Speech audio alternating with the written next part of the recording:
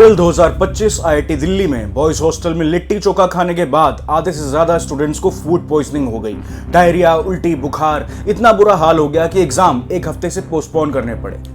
Indira Gandhi national tribal university Anuppur Madhya Pradesh में फरवरी 2025 को गर्ल्स हॉस्टल ने डिनर किया। उसके बाद 50 से ज्यादा स्टूडेंट्स फूड इन्फेक्शन से बीमार हो गए। कैंपस हेल्थ सेंटर में इलाज कराया गया, लेकिन ये दिखता है कि हॉस्टल फूड कितना रिस्की है। महात्मा गांधी मेडिकल कॉलेज चित्री में सितंबर 2014 की बात है। समस्या आज भी जारी है। 20 नर्सिंग स्टूडेंट्स को हॉस्टल फूड से डायरिया हो गया। उन्हें हॉस्पिटल लेक में भर्ती करना पड़ा। फूड सैंपल से टेस्ट हुए, लेकिन कॉन्ट्रैक्टर की लापरवाही साफ दिखी यहाँ पे। MIT ADT यूनिवर्सिटी पुणे 2022 में लगभग 30 स्टूडेंट्स को मेस के कंटामिनेटेड वाटर और मिल्क से फूड पॉइजनिंग हुई।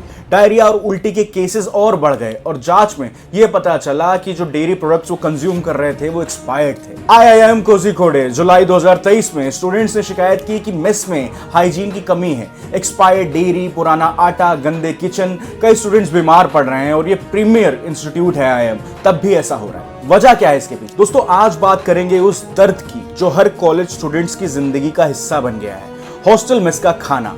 जी हाँ, वो बेस्वाद दाल, कच्ची सब्जियां, कीड़े मकोड़े वाली रोटियां जो पेट में बीमारियां ही भरती हैं। ये गंदा खराब खाना केवल मन और स्वाद नहीं खराब करता, बल्कि स्टूडेंट्स के न्यूट्रिशन को भी बर्बाद कर रहा है और भारत के भविष्य को कमजोर बना रहा है। अगर आप स्टूडेंट हो या पेरेंट हो तो ये वीडियो आप अंत तक देखिएगा।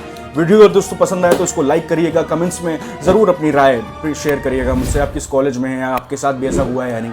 चैनल सब्सक्राइब करके बेल आइकन ऑन कर लीजिए ताकि मैं नेक्स्ट वीडियो डालूं तो आपको पता चले। चलिए शुरू करते हैं। सबसे पहले आइए एक रियलिटी चेक कर लेते हैं। भारत के कॉलेज हॉस्टल्स में मेस फूड की क्वालिटी इतनी खराब क्यों है?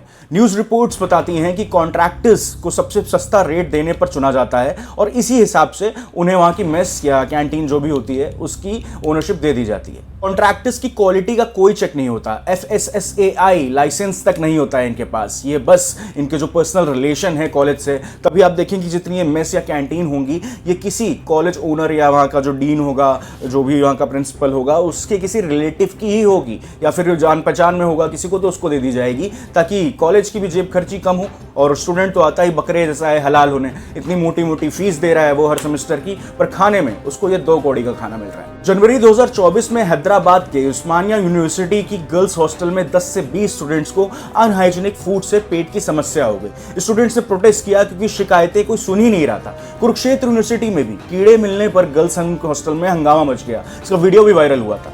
पुणे के कॉलेज में तो पनीर ही गायब रहता है और साउथ इंडियन स्टूडेंट्स को नॉर्थ इंडियन मेन्यू से परेशानी होती है। IIMs तक इतने स्टीम इंस्टीट्यूशंस में एक्सपायर्ड डेयरी प्रोडक्ट्स और गंदे किचन है।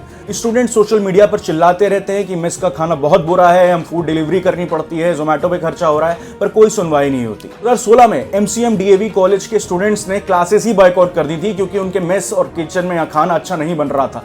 फूड क्वालिटी बहुत ज्यादा इफेक्टेड हो गई थी। दोस्तों, स्टूडेंट्स क्लासेस बॉयकॉट कर रहे हैं खाने को लेकर, तो सोचिए कितने परेशान हुए होंगे।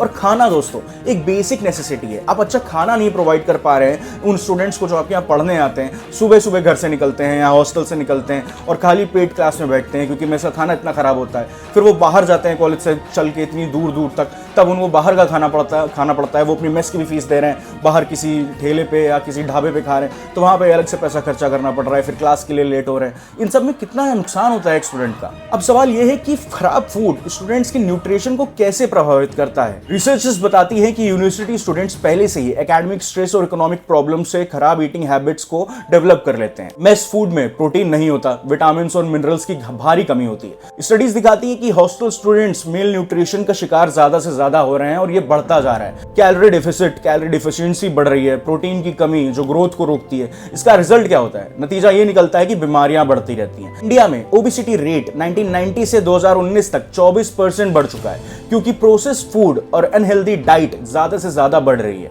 Diabetes, heart disease, high blood pressure, ये सब यंग एज में ही होना शुरू हो गया है। स्टूडेंट्स भी इसका शिकार बन रहे हैं। ये बीमारियां वैसे जनरली हम देखते थे कि 45-50 की उम्र में शुरू होती हैं, पर अब 19, 20, 22 साल के स्टूडेंट्स वो भी इसका शिकार बन रहे हैं क्योंकि ये खराब कैंटीन में इसका खाना खा के उनकी ये दिक्कतें बढ़ रही हैं। दिल्ली NCR के कॉलेजेस की अगर बात करें तो वहां फूड एनवायरनमेंट इतना खराब है कि NCDs, नॉन कम्युनिकेबल डिजीजेस जो होती हैं, उनका रिस्क 71% तक बढ़ गया है। इमेजिन कीजिए, भारत का फ्यूचर हमारे इंजीनियर्स, डॉक्टर्स कमजोर बॉडी के साथ ग्रो कर रहे हैं। ये सिर्फ हेल्थ इशू नहीं है, ये नेशनल क्राइसिस है। स्टूडेंट फूड वेस्ट भी करते हैं क्योंकि टेस्ट ही इतना खराब होता है। दोस्तों, अगर आप लोगों को मैं कुछ वीडियोस दिखाऊं कि इस मेस और हॉस्टल में कैसा खाना मिलता है, तो जो पेरेंट्स होंगे इन बच्चों के, वो सोचेंगे हमारा बेटा थोड़ा कम पढ़ लिख ले, घर के आसपास ही पढ़ ले, पर इस तरह का खाना तो ना खाए। जेल में भी इससे अच्छा खाना मिलता होगा शायद। इतना मैं खा के बताओ।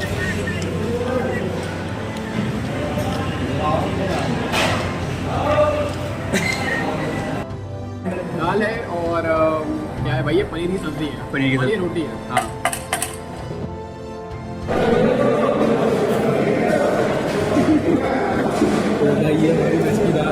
दोस्तों, ये सब कैसे हुआ? ये सब हुआ ग्रीड में, ये सब हुआ करप्शन में, पैसे की लालच। ये कॉन्ट्रैक्टर्स, कॉर्पोरेटर्स जो भी टेंडर लेते हैं इन कैंटीन्स का, इन मेस का, इनको पता है स्टूडेंट्स तो हर साल आएंगे ही आएंगे, हम जो भी खाना करें। जिस तरह से अपरिचित फिल्म में आपने देखा होगा, ट्रेन में खाना बनाने वाले कैसे ट्रीट करते हैं कि ट्रेन में तो पैसेंजर्स आते ही आते हैं। सांबर में छिपकली गिर गई है। शर्म नहीं आती तुमको? सांबर में छिपकली गिरने तक तो खुजली कर रहा था। छिपकली गिरी, बाहर फेंको। इतने बड़े बर्तन में 2 इंच की छिपकली गिर गई तो कोई नहीं मरेगा। हम क्या यहाँ वुडलैंड्स होटल चला रहे हैं जो रेगुलर कस्टमर्स हमारे आने बंद हो जाएंगे? यहाँ तो भैया साल में 2-4 बार ही कोई ट्रेन में आता जाता है। क्या उनके लिए फिर से बना के नुकसान उठाएंगे? इसी तरह भेज दो, किसी को पता नहीं चलेगा, हमें कौन पूछेगा। उसी तरह से कॉलेज में स्टूडेंट्स तो आएंगे ही, हम कैसा भी प्रोवाइड करें, किसको कंप्लेन कर देंगे? अब एक प्लेट खाने के लिए कोई एफआईआर तो करने जाएगा नहीं, और कर भी देगा तो क्या कहेंगे?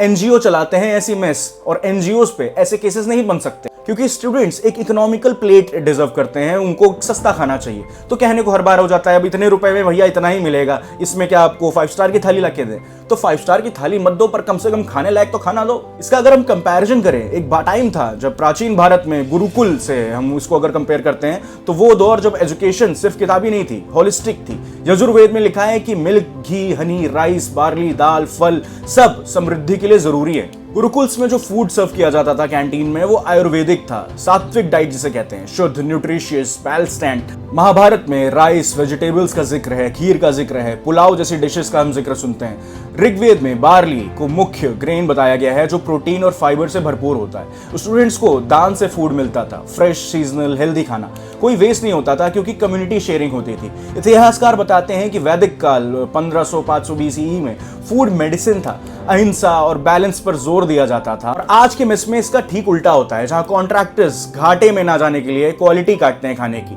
गुरुकुलों में गुरु खुद सुपरवाइज करते थे खाना, और एक पाप माना जाता था, एक पनिशमेंट थी, अगर आप खाने से खेलवाड़ करेंगे तो आपको कोड़े मिलने की सजा, आपको जेल, ऐसी सजाएं भी होती थी उस टाइम। अगर आप प्रूफ की बात करें हिस्टोरिकल फैक्ट्स का, तो प्राचीन ग्रंथ जैसे चाणक्य की अर्थशास्त्र भी है, उसमें फूड सेफ्टी और क्वालिटी का जिक्र है कि स्टूडेंट्स के लिए फूड कितना जरूरी है। अगर वो सिस्टम आज होता तो कोई स्टूडेंट भूखा या बीमार ना रहता या इस तरह का गंदा खाना ना खाता। दोस्तों, इससे एक बात तो साफ होती है कि हमारे पूर्वज, हमारा पुराना एजुकेशन सिस्टम आज के एजुकेशन सिस्टम से जो सो कॉल्ड हम विकसित ऐसे हो गए हैं एजुकेशन वाइज, उससे काफी लाख गुना बेहतर था। गुरुकुल के खाने में एक एनर्जी थी, आज का खाना थकान देता है। स्टूडेंट्स बाहर खाते हैं जो महंगा है और अनहेल्दी है, लेकिन चेंज हो सकता है। FSSAI सिस्टम रूल्स बनाए, इनको स्ट्रिक्ट करें, स्टूडेंट्स अपनी कमेटीज बनाएं, कंप्लेन करें। लोकल फार्म फ्रेश फूड, कितना बड़ा कैंपस होता है, अब फूड अगर कॉलेज चाहे तो अपने कैंपस में उगा सकता है स्टूडेंट्स के लिए। तो ये खराब मेस फूड सिर्फ स्टूडेंट्स का दर्द नहीं, भारत के फ्यूचर पर भी खतरा है। गुरुकुल से हमें सीखना पड़ेगा कि एक हेल्दी फूड ही एक हेल्दी नेशन को लीड करता है। अपनी यूनिवर्सिटी में शिकायतें करिए, चेंजेस डिमांड करिए। अगर वीडियो पसंद आए तो लाइक करिए और इसको अपने कॉलेज ग्रुप्स में भेजिए, और लोगों को अवेयर करिए, अवेक करिए कि ये नेशनल इंटरेस्ट में है, आपकी सेहत आपके हाथ में है और किसी के नहीं। अगर आप स्वस्थ नहीं रहेंगे तो कितना ही पढ़ लेंगे और आपकी मेंटल हेल्थ कितनी स्ट्रांग रहेगी, इस तरह से तो आपकी जो लाइफ स्पैन है वो आगे कम हो जाएगी। डिसाइड आपको करना है क्या ज़्यादा ज़रूरी है।